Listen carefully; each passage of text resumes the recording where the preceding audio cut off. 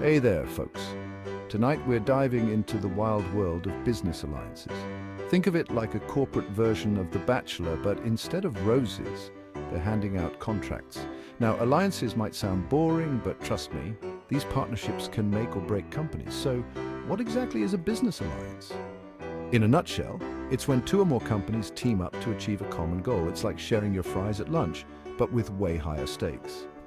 These alliances can take many forms, and we're going to break them all down for you. Why do companies bother with these alliances, you ask? Well, for starters, it allows them to pool their resources, share risks, and access new markets. It's all about maximizing profits, baby. From tech giants joining forces to mom-and-pop shops teaming up, business alliances are everywhere.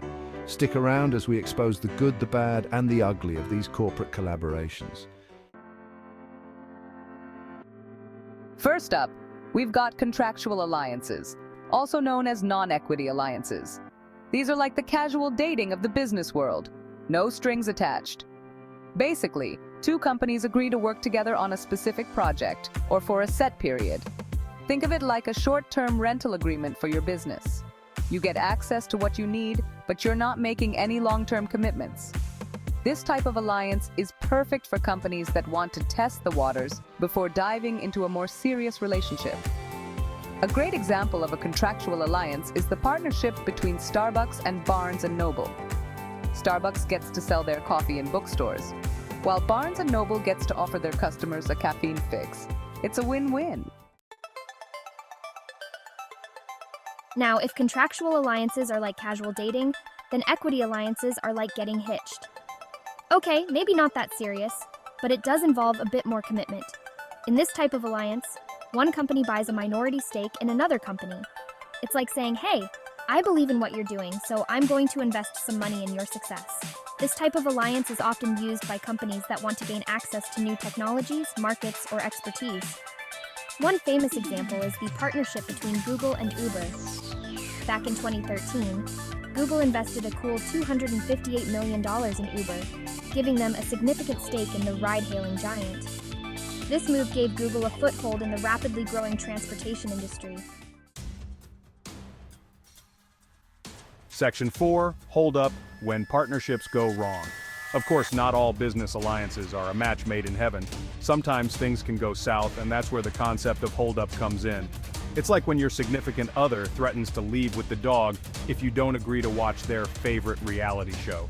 In the business world, hold up happens when one company in an alliance tries to exploit the other company's dependence on the partnership.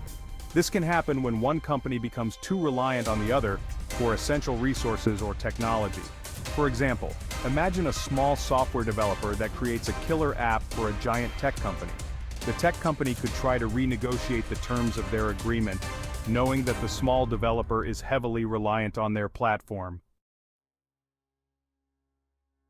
Section 5. Horizontal alliances, competitors working together. Now, let's talk about horizontal alliances. This is where things get really interesting. Imagine two rival companies, usually in the same industry, deciding to team up. It's like the Montagues and Capulets joining forces to throw a killer party. Why would competitors do this, you ask? Well, it allows them to share resources, reduce costs, and gain a competitive advantage. It's all about survival in the cutthroat world of business. One of the most famous examples of a horizontal alliance is the partnership between Sony and Samsung.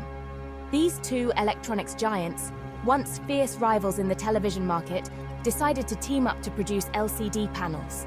This alliance allowed them to lower costs and compete more effectively against other players in the market.